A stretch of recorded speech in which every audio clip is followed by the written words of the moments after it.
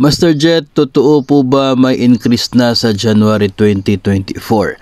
Maraming mga proposals, may mga bills, may mga statement from the President and the Vice President na magkakaroon ng increase sa January 2024. Mayroon na ring sinabi ang DBM na naglaan sila ng 16.95 billion para sa naturang purpose. Pero as of today ay wala pa rin pong opisyal na batas o kaya ay order from the President na nagsasabi na mayroon talagang increase by January 2024.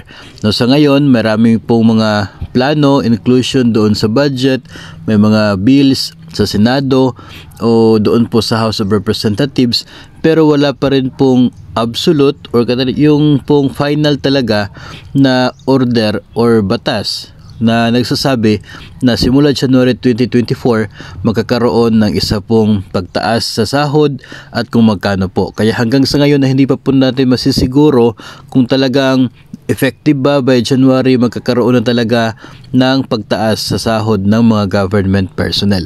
Abangan na lamang po natin ang magiging deliberation sa 2024 budget at maging sa ilan pong mga pending na mga bills, baka sakali po na may mga lulusot doon o kaya ay bigla maglabas ng order ang Pangulo.